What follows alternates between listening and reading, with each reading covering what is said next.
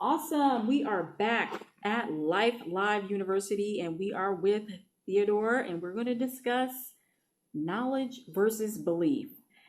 Sounds very intriguing. What do you say about knowledge versus belief in terms of Life Live University?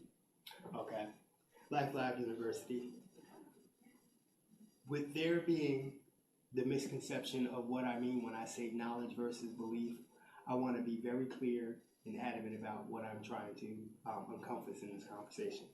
And that being Webster's Dictionary, Wikipedia definition of what the word knowledge means versus Wikipedia, Webster's Dictionary, Chesterfield, whoever you choose to look for in terms of your definitions from, their understanding of what the word belief means. Now, having said that, these words both being universal, meaning that there is a word in any and every culture that may represent both words. If these words are being represented in all these different cultures and they are equal to the beliefs, no matter what country, race, creed that they may come from, my understanding of both words is knowledge is not the same as belief, where belief is unproven.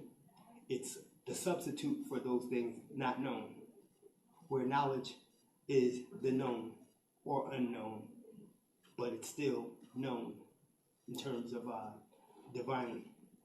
So would you say that knowledge is concrete and unchangeable, or which is more advantageous, to have knowledge or belief? It's more advantageous to have knowledge opposed to having belief. This part I must interject in terms of knowledge. You may not know if this is a pen or not. And people may tell you that this is something that it's not. That falls under the category of belief. Because until you find out, or that information is brought to you to the best of your knowledge or your belief, you don't know what it is. If I find out without a doubt that this is a pen, then I go from not knowing what this is to knowing what this is. In life, if I never find out what this is, but in actuality, this is a pen, whether I know this is a pen or not, this is still a pen. Belief systems, you don't ever have to prove anything when it comes down to a belief. If I believe that this is a magic wand, and I don't do any type of test to find out for myself if this is a pen, or if this is a magic wand, or if this is anything of the unknown things within our universe, I'm not empowered by this belief. I'm just lacking to where I may have some lack of knowledge that may be beneficial to me. So when I speak of knowledge, I'm speaking about those things that can be obtained or may not be attained, but it's a certainty, versus those things that you don't look for obtainment or you don't look for a certainty because you've settled. Okay, so to bring this down to people who may not be as knowledgeable or as aware or as conscious as you are, why, or maybe I'm getting I'm misunderstanding, is having a belief, is that hindering people, or Yes. when most people, when you think of the word belief is something airy-fairy. I believe in God, or I believe in the cosmos. You're saying that, or am I going too deep in terms of belief? Or are you saying in people's day-to-day life, they have a belief in something that is false? Or I would say yes to both. Yes, because for some people, depending on what they believe, they may be lacking. because their belief system doesn't allow them to ask questions. Whether their belief system is according to our belief, we're not allowed to use blue pens, and they never ask why they're not allowed to use blue pens. That lack of knowledge can stop them from being creative with a blue pen, or even realizing that there may not be any real legitimate reason why they're not able to use a blue pen. Okay. But that may also extend to the God experience, because of those people who may not have a concept of God, but someone gave them one, and now they're going upon what someone has sermoned to them about a belief faction. And I'm not picking on any particular religion. I'm just pointing out the significance of knowing, connected to empowerment and creativity, and understanding, for those who say that God created everything, understand that God created knowledge and creativity. And you don't separate God from creativity and knowledge, but those things that are against God will teach you to separate yourselves from knowledge and creativity by factoring belief. Okay. So belief systems are BS.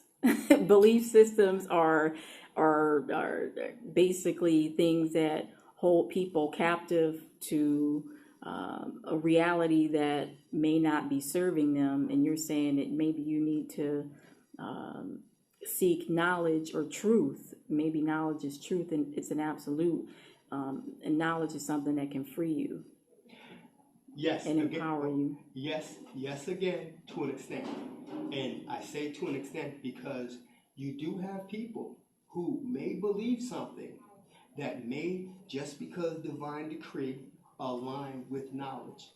They just don't know it because it's under a belief system. They may be aligned with that. The conversation which I bring, and I look for people to reply and ask questions if I'm not thorough enough in what I'm trying to express to them, is if you are by chance one of those people who are right about your beliefs, that's fine and dandy. You are amongst a multitude of people who are not right in their beliefs.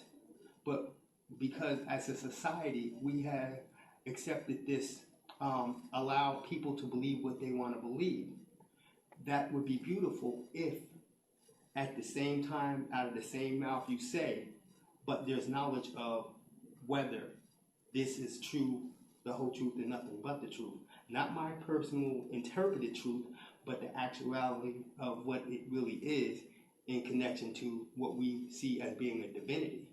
Because that originates from that in which created everything. For lack of better terminology, people say God, okay? And just for argument's sake, I'll say God as well, because it's easy for people to maybe understand that's more of a universal word than me using any other one. But with that being said, somehow we have gotten into our minds that this great creator said, you know what? I don't want them to know who I am. We're just going to let them believe things. And that has multiplied where you have a whole bunch of belief systems. And I'm pulling one out, Scientology being the last one, where it's obvious to a person who read Dianetics when he was 13 years old that this person was an attention getter. And I realized that he's not the only attention getter. These people, they use your ignorance, lack of knowledge, to dissuade you into a thought process, which leads to a corner that doesn't benefit you. But because they showed you one thing that's different from all the others, you say, well, I felt there was something wrong with this, but there's something right with this. But they're both in the same group where they lead you to that corner, and there's no ends. You do have a system that may be connected to the truth that people don't go out and prove, but for the most part, I'll say at least 80% of those things in which we believe in, whether we go from the aspect of religion or whether we go to the aspect of what we should or shouldn't eat or what we should or shouldn't teach, they're all connected to knowledge or lack therefore of. Okay. And we can probably talk about this all day.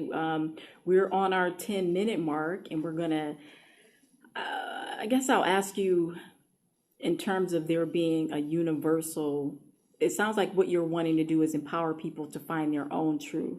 So if that's the case, how would you advise people to go about seeking their truth or seeking knowledge rather than being bound by a belief system? Okay.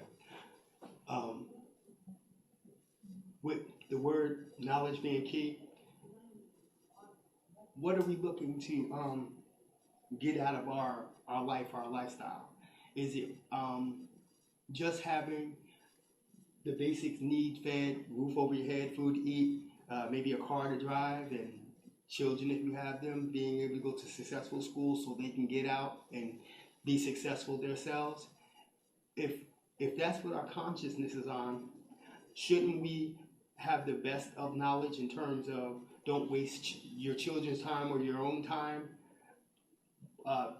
placing yourself in a position where what's holding you back is not knowing who you are, not knowing what you stand for, and what things you're willing to accept on faith value, and what things you're willing to go actually seek, so that you're not misled by anybody else's belief, because we live amongst a society where there's a variety or multitude of belief systems, and those that hold their beliefs tight to them say, you can't change what I believe.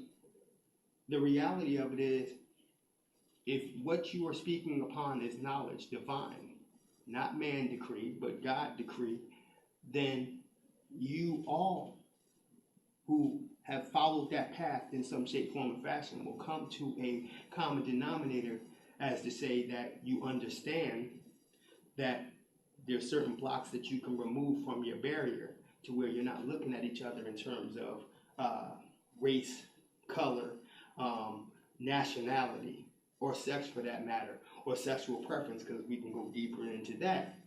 Because all those things that got created by something and somehow.